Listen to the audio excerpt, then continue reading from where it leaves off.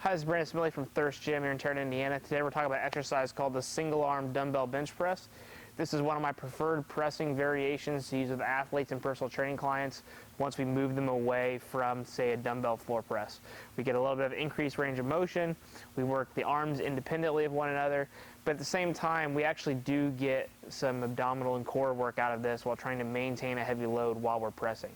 So for most of our clients, we don't necessarily have to have them bench with a barbell, especially given what their shoulder history might look like or depending upon their sporting goals and their sporting demands. Doesn't mean we have to bench press with a barbell. We can get a lot of good horizontal pressing with heavy dumbbell work or floor press variations or using like Swiss bars or something like that. So this is an exercise I'm a really big fan of. I think it's got a lot of bang for its buck. I think it's a highly undervalued pressing variation in almost any training program, and something that's really easy to implement because all you need is a bench and a dumbbell. So like I said, all you need, you're gonna just grab a dumbbell, some kind of utility bench, and then you're pretty much going to do a regular dumbbell bench press, but you're just going to do one arm at a time. The key is to make sure you have your feet in a good big wide position so you get a good strong base of support. The narrower you are, the more you're going to be moving around. So we want to be good and strong. I like to try to tell our kids and our athletes to lock their feet in or plug their feet into the ground because that's where all your power comes from. So you got to try to plug them in. Then we're going to lean back on the bench, feet on the ground. I try to have our athlete get their feet flat. I don't really like to see them on their toes, flat if they're able to.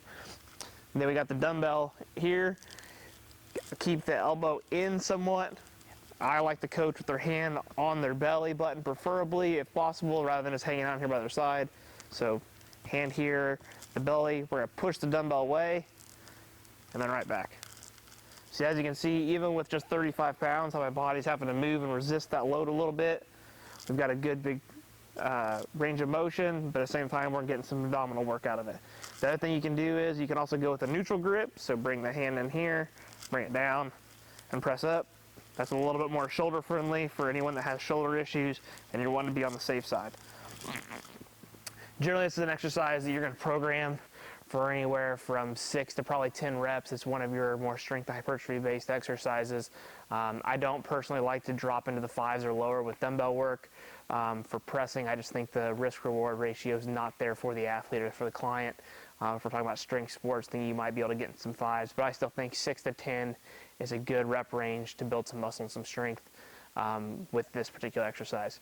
My biggest suggestion with it being a unilateral exercise would be to start with your weak arm first and then start with your strong arm and see what the discrepancy is, because if you have one really big discrepancy, you know, let's say that I was doing 35 with my right, but I had to drop down to like 20 or 15 with my left. That lets me know that, okay, we probably ought to be programming an extra set or two on that opposite arm that's on the weaker side to try to bring it back up to speed, to bring up those imbalances, because that imbalance is probably pretty bad. If it's like a 5 to 10 pound difference, 10 for your bigger, stronger kids, I wouldn't really worry about that so much, especially if their dominant arm is like their arm that they write with or something like that. So again, great exercise. If you have any questions, leave them in the comment section. Thanks. Have a great day.